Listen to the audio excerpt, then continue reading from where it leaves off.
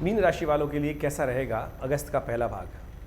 ओम देवी प्रपन्नाति हरे प्रसीद प्रसीद मातर जगतोऽखिलस्य प्रसीद विश्वेश्वरी पाहि विश्वं त्वमेश्वरी देवी चराचरस्य शरणागत दीनार्थ परित्राण परायणे सर्वस्यार्ति हरे देवी नारायणी नमोस्तुते। नमस्कार, स्वागत है आपका आचार्यवाणी में। मैं आचार्य डॉक्टर विक्रमादित्य आपके साथ हूँ।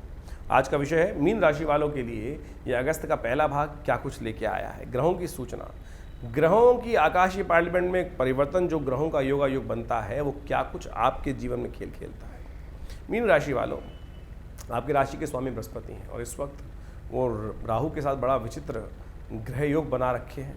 राहु ने उनके समस्त शुभ प्रभाव को कम कर रखा है और करीब करीब 31 अक्टूबर तक ये ग्रहों का योगायोग चलना है।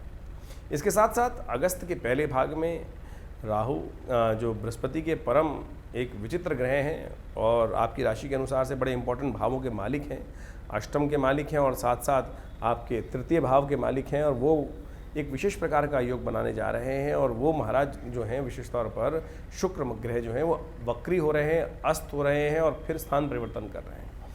ऐसे में कहा जाता है कि सिंह राशि में जब शुक्र हो और वो विशेष तौर पर वक्री हो जाए, अस्त हो जाए, फिर स्थान परिवर्तन करे तो कई प्रकार के कष्ट देने के योग देता है। ऐसे में जो लोग विशेष तौर पर फॉरवर्डिंग का बिजनेस करते हैं, रिस्क वाले काम करते हैं, शुक्र संबंधित कार्य करते हैं, शुक्र संबंधित कार्य का मतलब गुड लिविंग से संबंधित जो भी कार्य करते हैं, अपने लाइफ स्टैंडर्ड लिविंग स्टैंडर्ड को इम्प्रूव करने के लिए जो कार्य करते हैं, जो बेसिकली शेयर मार्केट में काम कर रहे हैं, फॉरवर्डिंग का बिजनेस कर रहे हैं, चांदी संबंधित काम कर रहे हैं, सोना संबंधित काम कर रहे हैं, रुई संबंधित, खान पान संबंधित कार्य कर रहे हैं, वो सब भी शुक्र के संबंधित आता है। तो ऐसे में बहुत सावधानी के साथ कार्य करने का प्रयास करना चाहिए। शुक्र का परिवर्तन शुभ नहीं होने जा रहा है, उसको समझ लेना चाहिए। ये शुक्र का परिवर्तन इन्हीं दिनों में होगा, अगस्त के पहले भाग में होगा। तो दिन पर दिन कैसा रहेगा इस परिवर्तन का प्रभाव आपके जीवन में, आप समझ लें।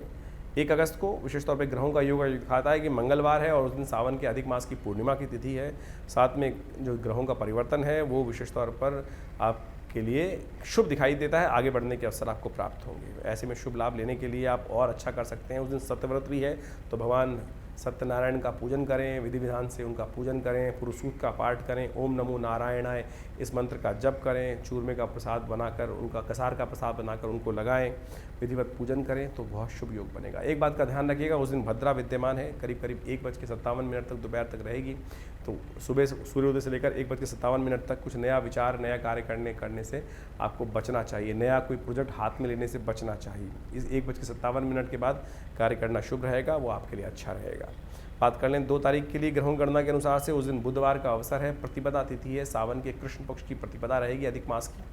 तो और साथ साथ ग्रहों का योगायोग आपके लिए ओवरऑल अच्छा दिखाई देता है, लेकिन फिर भी साथ साथ 50-50 चांसेस ग्राफ बनता दिखाई दे रहा है, धीरे धीरे ग्रोथ का अवसर दिखाई देता है। एकदम कोई बहुत इंप्रूवमेंट और बहुत डेटोरेशन के योग नहीं बनते हैं, थोड़ा थोड़ा धीरे धीरे इंप्रूवमेंट के योग बन रहे हैं। धीरे धीरे मना धीरे सब कुछ होए, ऐसे में योग दिखाई देता है। लेकिन ध्यान रखिएगा, शुक्र विशेष तौर पे वक्र स्थिति में चल रहे हैं और ऐसे में वो वक्र होकर आपके छठे भाव में चल रहे हैं।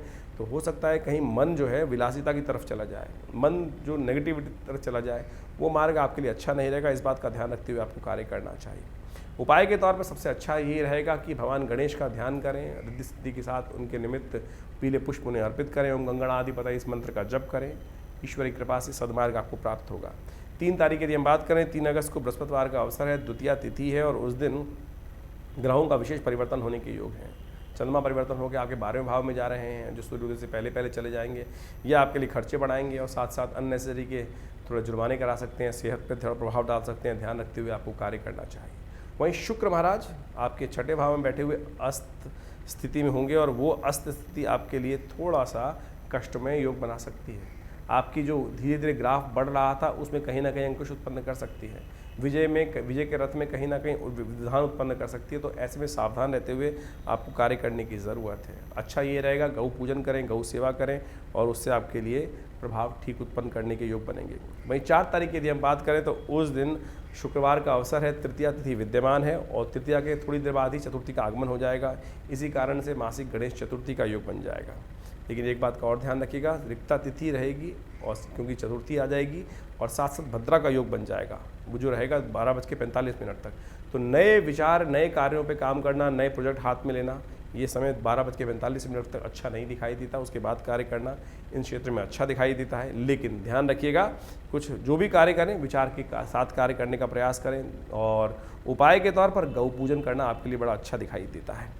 वहीं बात करें 5 तारीख की, तो 5 तारीख की ग्रह गणना विशेष तौर पर दिखा रही है कि शनिवार का अवसर है, चतुर्थी तिथि विद्यमान है और उस दिन ग्रहों का परिवर्तन आपके लिए शुभ होता दिखाई दे रहा है। सूर्योदय से पहले पहले जो मीन का परिवर्तन, चंद्रमा मीन में जा रहे हैं, वो आपके लिए शुभागमन करने की सूचना देंगे, लग्न में आपके प्रवेश कर जाएंगे और ये आपके लिए विचारों में एक पॉजिटिव परिवर्तन लाने का योग बना सकते हैं। आपके अंदर एक अदम्य उत्साह का उत्पन्न कर सकते हैं। जो 2 दिन आपने नुकसान सहे हैं उसमें उनको रिकवर करने के लिए अच्छे योग बनाते दिखाई दे रहे हैं। शनिवार का अवसर है, ऐसे में कोशिश ये करें, सावन का महीना चल रहा है, भगवान शिव का ध्यान करते हुए तिलाभिषेक भगवान का करेंगे तो बहुत शुभ रहेगा और शत्रुओं पर विजय प्राप्त करने का अवसर बनेगा। तिल के तेल से भगवान का अभिषेक करें, ईश्वर की कृपा से कल्याण के योग बनेंगे, विजय के योग बनेंगे।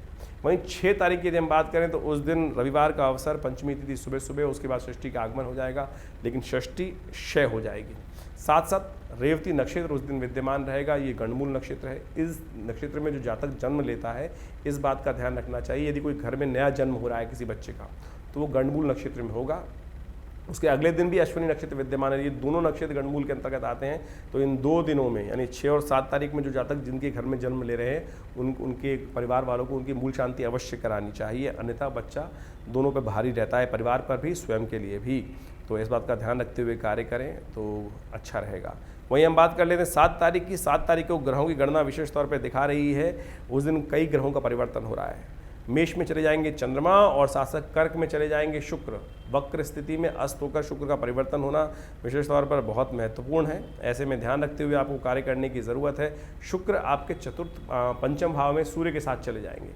ये आपके लिए एक तरह से जो धन, ऐश्वर्य, प्रॉपर्टी संबंधित कार्यों में कुछ ना कुछ इंप्रूवमेंट आने के योग बनाते दिखाई दे रहे हैं, लेकिन थोड़े कमज़ोर हैं, इसलिए इसकी शक्ति बढ़ानी पड़ेगी, तब जाके इसको आने वाले गोचर में लाभ ले सकते हैं। गौ पूजन नित्य प्रति करें, गौ को हरा चारा नित्य प्रति डालें, ये बहुत श्रेष्ठ उपाय है। लेकिन साथ साथ सोमवार के दिन चंद्रमा का परिवर्तन भी जो हो रहा है वो आपके लिए हमें अनुकूल दिखाई देता है। चंद्रमा के साथ बृहस्पति के साथ ये चंद्रमा का योग बनेगा 2 दिन के लिए, वो बहुत अच्छा है, पॉजिटिव चेंजेस लाने वाला रहेगा, धन आगमन की सूचना लेके आता दिखाई दे रहा है। लेकिन राहु बृहस्पति के साथ चल रहे हैं, यदि धर्म कार्य से दूर रहेंगे तो कष्ट होने के योग दिखाई देते हैं। और यदि हम 8 तारीख की यदि बात करें तो उस दिन मंगलवार का अवसर, अष्टमी तिथि, सावन के अधिक मास के कृष्ण पक्ष की अष्टमी तिथि जो होती है, अष्टमी जो वैसे कृष्ण पक्ष में आती है वो कालाष्टमी मानी जाती है शिव के निमित्त, और सावन का योग चल रहा है। तो ऐसे में भगवान शिव का सानिध्य लें। हनुमान जी, मंगलवार है, हनुमान जी शिव के अंश जो हैं उनका पूजन करें, सबसे श्रेष्ठ उपाय रहेगा। ग्रह गणना आपके लिए अच्छी दिखाई देती है, अनुकूल दिखाई देती है, लाभ के अवसर आपको बनते दिखाई दे रहे हैं, धन आगमन के योग दिखाई दे रहे हैं। लेकिन राहु जो बृहस्पति के साथ चल रहे हैं वो अंकुश उत्पन्न कर रहे हैं, तो ध्यान रखें। तो थोड़ा पूजन पाठ से लाभ होता दिखाई दे रहा है। ईश्वर की प्रेरणा से, ईश्वर की कृपा से, ईश्वर के सानिध्य को प्राप्त कर कर आप अपने कष्टों को दूर करने के अवसर बना सकते हैं। धर्म से दूर भागेंगे तो कष्ट उत्पन्न होगा, इस बात का भी ध्यान रखना चाहिए आपको।